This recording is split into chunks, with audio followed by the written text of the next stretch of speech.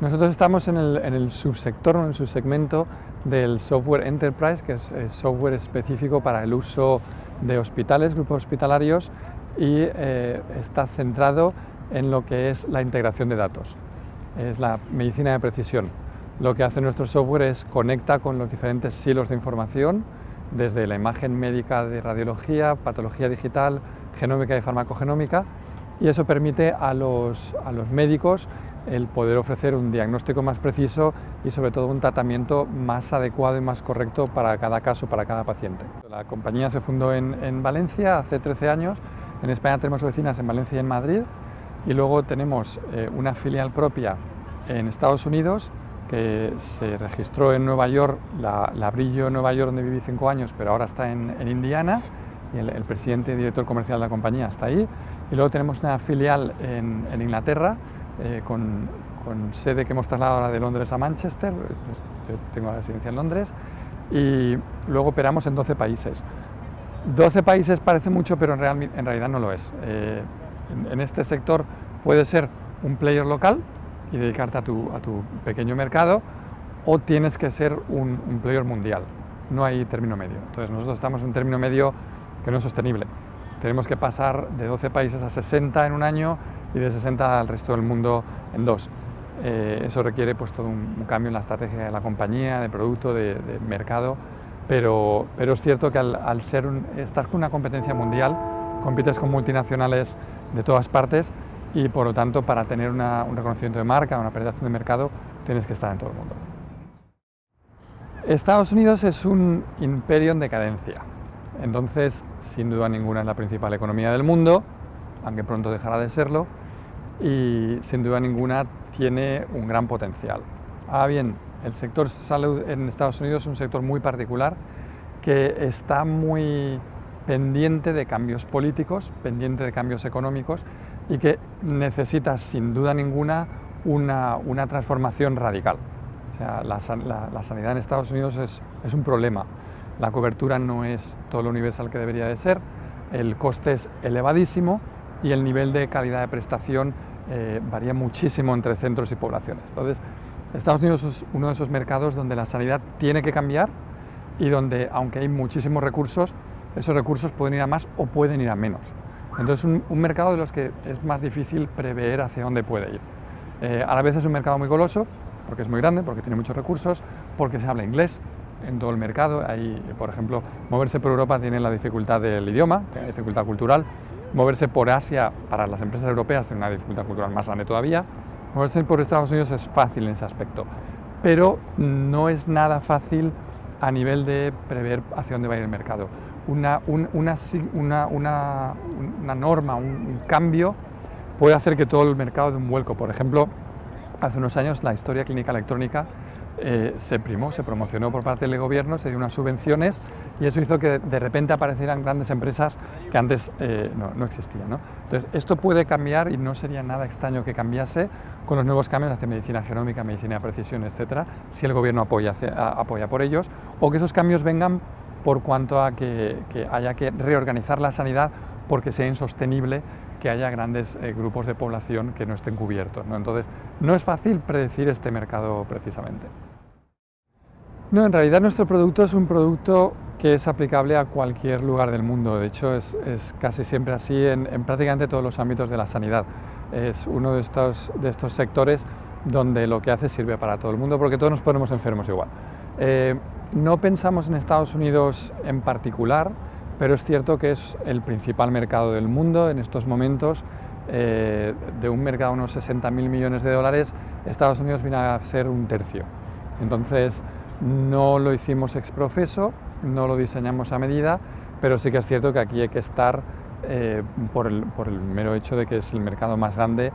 También es cierto que es el mercado más competitivo a todos los niveles de competencia, a niveles de regulatorios, pero por eso mismo también es el mercado que más valida. Si eres capaz de vender tus soluciones en Estados Unidos, puedes venderlas en cualquier lugar del mundo. Eso es como ser atleta y competir en las Olimpiadas, ¿no? Pues estás en el punto álgido de todo, de las posibilidades, pero también de la competencia. La clave es tener un producto suficientemente diferenciado, o tener alguna ventaja competitiva especial, ¿no? Un reconocimiento de marca, etc. En nuestro sector es tecnología y por lo tanto la clave es innovación. Si tu producto es suficientemente innovador, si aporta suficiente valor, este mercado es ideal. Lo primero que hay que hacer es informarse, es asesorarse, porque uno no puede cometer el error de intentar operar en este mercado sin atender a la regulación. Es muy grave, en algunos casos puede ser una cuestión de penal, así que lo primero que hay que hacer es informarse. Lo segundo depende de la situación de la empresa, depende del producto. Si una empresa con suficiente tesorería, pues este es el país de los servicios. O sea, expertos y especialistas muy capaces de ayudar, los hay por todas partes, cobran mucho. Si uno tiene un producto que no está regulado al nivel más estricto, es relativamente sencillo obtener las aprobaciones y todo lo que requiere la burocracia en este caso. Si uno opera con un producto de los que está cubierto por los niveles más altos de exigencia regulatoria, entonces el proceso puede ser bastante largo, todo depende. En nuestro caso el asunto regulatorio conseguimos resolverlo en un año, que no está del todo mal, y es cierto que ahora parece ser que se está un poco intentando hacer que se acelere. Por una parte el gobierno intenta que se acelere y que se facilite, por la otra parte la complejidad del mundo digital, el rápido avance, hace que no siempre el agente regulador vaya al mismo ritmo y por lo tanto no siempre es tan fácil como quieren que sea. Por la otra parte es cierto que es un sector de ventas lentas, ¿no? De penetración de mercado lento, es un sector muy conservador y por lo tanto siempre tienes que darte un tiempo en que no es llegar y besar el santo que se dice en España, requiere su tiempo, su inversión, su paciencia, pero bueno, si uno tiene, como decía, un producto innovador o interesante merece la pena. Pocas empresas están en una situación de poder competir en todo el mundo. O sea, hay muchas empresas que por aspectos culturales les es más fácil triunfar en Latinoamérica o les es más fácil triunfar en Europa, pero atacar a la vez el mercado de Singapur o el mercado australiano, el mercado americano y el mercado peruano, como es nuestro caso, pues no es lo más común, ¿no? Es una cuestión de actitud, una cuestión cultural, una cuestión de preparación, una cuestión de tener un producto que pueda entrar en todos esos mercados. Entonces todo eso hay que tenerlo en cuenta.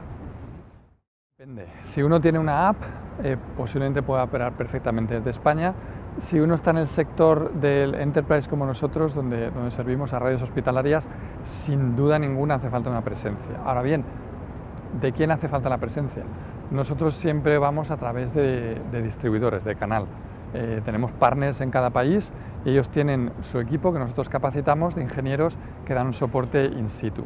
Los hospitales están abiertos 24/7, por lo tanto la diferencia horaria y todas esas cosas no importa, hay que estar 24/7 al pie del cañón, pero hay que estar en persona, en una presencia física. En nuestro caso resolvemos con presencia física de nuestros distribuidores y luego una presencia nuestra regional, ¿no? Tenemos gente propia en Colombia, tenemos gente propia en Estados Unidos y con esto cubrimos Norte, Sudamérica, no hace falta que estemos en todos los países, pero sí que has de tener una presencia física cercana en nuestro sector, si no es imposible. Sí, en Estados Unidos a nivel sanitario tenemos el polo del noreste, si se quiere, Boston, Nueva York, Washington, Chicago, y tenemos el polo de la costa oeste. Realmente, al ser un tema hospitalario, es todo el país, en todas partes hay hospitales, pero en estas zonas es donde hay una mayor concentración de grandes empresas, por tanto competidores, empresas de farmacéuticas y de biotecnología, que pueden ser clientes, y grupos hospitalarios potentes suelen tener ese foco. También hay un área interesante en la zona de Atlanta. Entonces hay unos cuantos polos, pero es todo el país, lógicamente. La opción de asociarse con una gran compañía del sector tiene ventajas e inconvenientes y depende mucho del caso, ¿no? O sea, si hay una sinergia excelente, no hay overlap en el producto y con el portfolio de producto se genera más valor, puede ser muy interesante emplear los recursos de este partner grande. También es cierto que en esos casos suelen pretender una exclusividad que te restringe el mercado y que te hace depender de ellos, ¿no? Entonces, todos los huevos en la misma cesta. Muchas veces los partners está bien tenerlos, primero porque se aprende de ellos y permite que la tecnología de uno llegue a más clientes, pero si no depende completamente uno de ellos. La opción de los distribuidores es una buena opción, pero también depende mucho del mercado. O sea, hay grandes diferencias, por ejemplo, un mercado donde hay un solo proveedor, como pueda ser un Ministerio de Sanidad con un Instituto de Seguridad Social, como ocurre en muchos países. Ahí es fácil tener una conversación con un interlocutor que te abre las puertas a toda la red hospitalaria. En Estados Unidos es lo contrario. En Estados Unidos no hay un single payer y hay muchos proveedores sanitarios, la mayoría privados, algunos públicos, e incluso con grandes diferencias regionales, y por lo tanto pretender tener un partner que cubra todo el país es muy difícil, pero a la vez pretender cubrir el país con cada estado, con cada región, requiere muchísimos recursos. Entonces depende mucho del producto que tenga la compañía, cuál sea su estrategia, cuáles sean sus recursos. Es complejo. Si uno lo que busca, por ejemplo, es validación, reconocimiento de marca, una amplificación del mensaje a través de los medios, estos polos es donde uno consigue esos clientes de gran referencia, ¿no? Si por el contrario lo que uno quiere es evitar la competencia más dura o buscar mercados donde sea más sencilla la venta, precisamente esas áreas donde está menos concentrado lo que es la oferta, es más sencillo de penetrar. Depende, ¿no? Hay que analizar cuáles son las ventajas de la compañía, cuál es la estrategia de la compañía, los recursos con los que dispone y hacer un análisis. Claro, en nuestro caso el crecimiento fue orgánico y fue una decisión muy consciente, ¿no? Yo tenía una visión de producto hacia dónde quería llegar, sabía que eso iba a llevar años, y cuando das entrada a financiación externa, lógicamente buscan un retorno lo más rápido posible, entonces muchas veces obligan a la empresa a desviar su objetivo inicial hacia retornos más rápidos o hacia mercados más interesantes desde el punto de vista financiero. Entonces en nuestro caso fue una decisión tomada muy a conciencia, es decir, no queremos inversión externa para conseguir el producto que queremos alcanzar. Una vez en ese producto requieres validación, porque ese producto es un producto muy innovador, y es innovador porque poca gente pensaba que se pudiera conseguir. Cuando lo consigues tienes que demostrarlo. Entonces de nuevo tienes que ir a mercados donde puedas penetrar fácilmente, mercados donde genere suficiente retorno como para permitir el seguir creciendo. Entonces nuestro caso puede ser un poco atípico, pero fue una decisión tomada a medida. Por eso que tardamos unos años en aterrizar en el mercado norteamericano y por eso seguimos primando otros mercados antes que el americano. Lo más normal es lo contrario. Lo más normal es una empresa, una startup, cualquier nueva empresa que tiene un producto innovador, una idea que requiere financiación para poder conseguir el producto, que no consigue ventas suficientemente rápidas como para poder hacer crecimiento orgánico. En ese caso recomiendo sin duda ninguna a Estados Unidos. O sea, nosotros hemos tenido muchas conversaciones, seguimos sin inversores externos, las conversaciones las tenemos en Europa, en la costa este y en la costa oeste de Estados Unidos. Y las diferencias son brutales, las diferencias de valoración, las diferencias de enfoque, de velocidad. Entonces, yo si tuviera que empezar hoy con una empresa que requiriera financiación en un sector tecnológico, me iría directamente a Silicon Valley. No pasaría ni por Nueva York.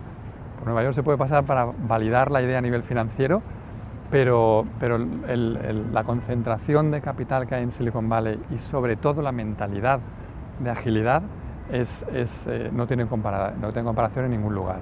En Londres hay un gran movimiento económico, hay mucho movimiento de financiación de empresas, pero lo que es la mentalidad de innovación y valorar esa innovación, eso solo se da en Silicon Valley. En otros lugares lo que se da es basado en retorno, basado en histórico, basado en múltiplos, pero lo que es tecnología, hoy por hoy sigue siendo el centro de Silicon Valley.